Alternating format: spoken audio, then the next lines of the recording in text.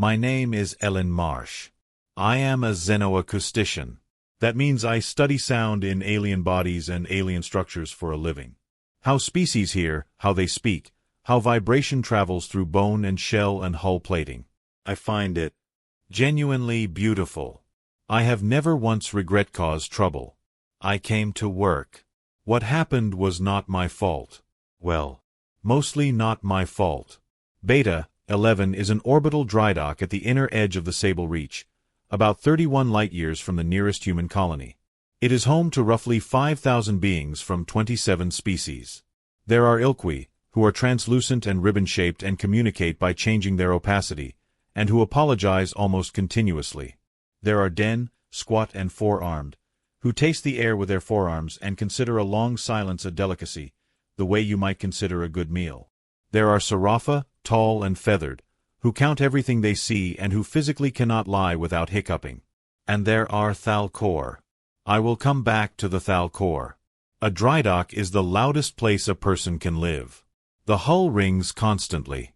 Cutting torches, hull presses, atmospheric pumps, the low structural groan of a station that is always being taken apart and put back together.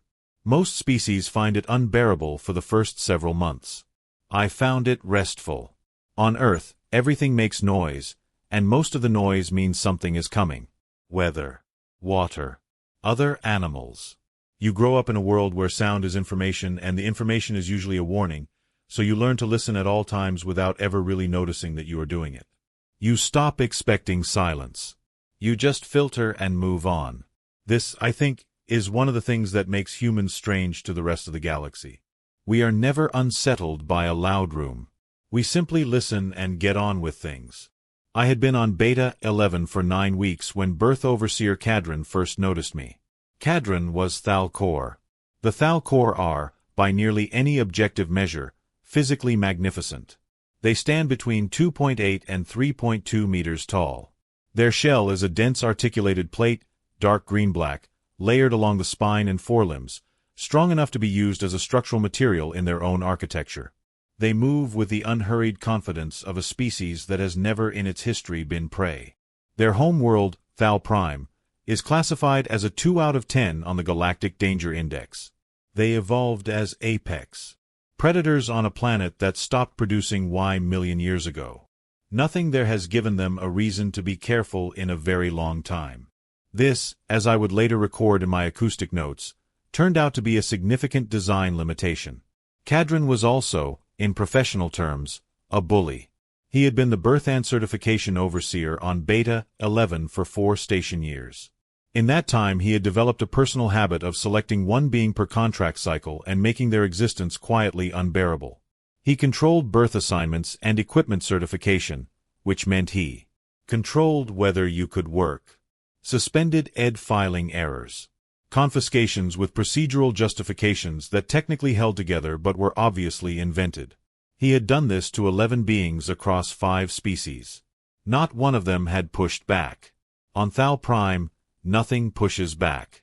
It is not a strategy there. It is simply not a thing that happens. He found me interesting because I am human. We are small. We have no shell. Our skin can be opened by a plant. We have no venom, no plating, no claws worth discussing. On paper we look like the least impressive species in the Concord. Cadron looked at me the way a large animal looks at something small and slow, with mild amusement and almost no concern. I noticed him noticing me. I logged it.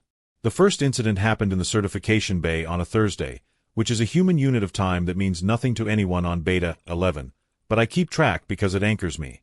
I was there to collect my archive. 3 years of field recordings.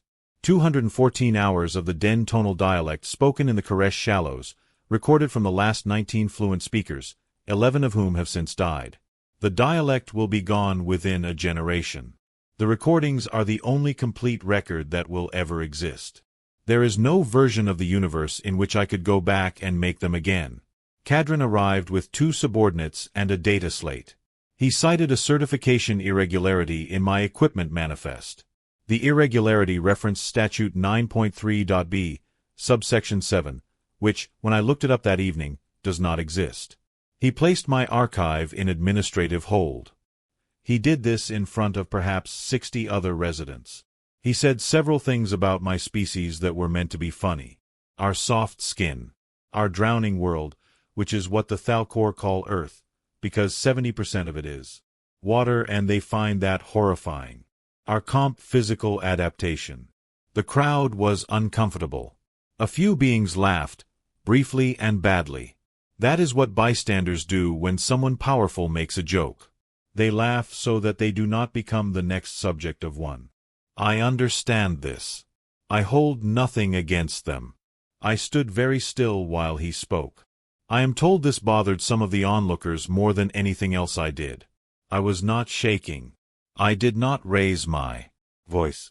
I did not step back. I stood there, Andy, patient, focused expression of a person arriving at a decision. I was not angry yet. I was listening. I went back to my workshop. I filed a formal channels. I documented all of it. Location, witnesses. The statute he had cited, wrote it carefully, and submitted it the same evening. The grievance was reviewed by Arbiter Solace, a Sarafa administrator who, it later emerged, had received a number of birth favors from Cadron over the previous year. Arbiter Solace dismissed my grievance in 6 minutes and 11 seconds. I know the exact figure because the system timestamps it automatically. That evening, Cadron sent me a message. It contained a single Thalcor gesture rendered in text notation, which translates roughly to, "The little one made A to a child who has interrupted an adult." I read it. I closed the slate. I made coffee, instant, terrible, in a dented steel thermos I have carried since my first field posting. I sat in my workshop with the hull humming around me, and I thought about things for a while. On Earth there is a particular kind of calm available to you in a bad situation, if you have trained yourself to reach for it. It is not the calm of someone who does not care. It is the calm of someone who has already finished the emotional part of the problem and has moved on to the practical part. My father was a salvage diver for 31 years. He called it going to the bottom. He said that down there, panic is a luxury you cannot afford, so you set it on the seabed and you leave it there and you do your job with your hands. I have always been good at going to the bottom. I went to the bottom, and then I made a decision. The next morning I found Cadron in the transistern berths. He was with his subordinates. Hemade another joke about me to the group around him. I waited until he had finished it. Then I walked up to him. I am 5'2". I came roughly to the middle of his forearm. I looked up at him. He looked down at me with the expression of a person who has found something small and unexpectedly entertaining. I told him, calmly and at a normal volume, THS without further difficulty, that the number exists because our world spent 4 billion years producing organisms that compete without pause or mercy, in the water, in the air, in the soil, inside each other's bodies. I told him that every single one of my ancestors, without exception, going back further than his species has been sapient, survived something that was actively trying to kill and eat them. I told him I was not saying this as a threat. I was providing context. I was being transparent, because I was raised to be polite. Then I said, still calmly, still looking directly at him, "This stops now. All of it." The archive returned. The filing withdrawn. No further interference. I said, "One warning. That is all you will get from me. I would very much prefer not to have this conversation twice." He laughed. He laughed for quite a while, actually. It was a good performance. Thalcor laughter is a rapid clattering of the shell plates along the forearm, like hail landing on a metal roof. His subordinates joined in. A few passing beings slowed down to watch, caught somewhere between discomfort and curiosity. Cadron gestured at my body. My lack of plating. My conspicuously exposed, unarmored, entirely organic self. Then he took out his comm, clipped the last few seconds of what I had said, and pushed it to the station's open channel with a caption that translates roughly to, "The soft one from the drowning world says she is dangerous." It reached 2 neighboring stations within 3 hours. Beings found it delightful. 8 out of 10, and she says please. I went back to my workshop. I opened my reference library and pulled the complete acoustic and neurological file on Thalcor physiology. I want to be precise about what I did next, because it matters that you understand my intent. I am a xenoacoustician. I study alien sound response professionally. I hold standing certification for structural resonance survey equipment, which is the same equipment every dry dock uses to test bulkhead fatigue. What I did was entirely within my professional scope. Clerked on the record. I opened a new research log. I noted that I heeks to run a resonance response study on shelled species in a hard-hulled environment, end question in my field and which I had, in fact, been meaning to run. What made the study interesting, from a scientific perspective, was the thal core carrick. The carrick is a paired resonance plate set into the sternum. It is their primary organ of vibration perception, and it is extraordinarily sensitive by evolutionary design, because on Thal Prime the apex threat was never another predator. It was the ground. Their world produced burrowing hunters that struck vertically from below, and that announced themselves 1 to 2 seconds before impact, with a low pulse through the soil. The Thal core response to that pulse is roughly 60 million years old. It predates their sapience by a wide margin. It is, in biological terms, a relic. A survival behavior so deeply seated that it cannot be consciously overridden, in the same way you cannot consciously override a sneeze or a flinch. When the carrick registers that specific frequency profile at sufficient amplitude, the body does two things. Automatically, it performs an emergency molt. The shell is released in a single violent event and left standing intact as a decoy for the thing coming up out of the ground to bite. And then the body climbs. It goes vertical, as possible, with no regard for the mind riding along inside it is, I noted in my log, a remarkable exemplance in a sapient species. I calibrated my survey emitter. I filed the equipment checkout. I attached the corresponding work order for a scheduled ACUS transit spines, which I had requested 8 days earlier through the standard queue, and which had been approved by Cadron's own office. My documentation was impeccable. 3 days later, Cadron filed a fabricated competency review against my certification. This was his largest move.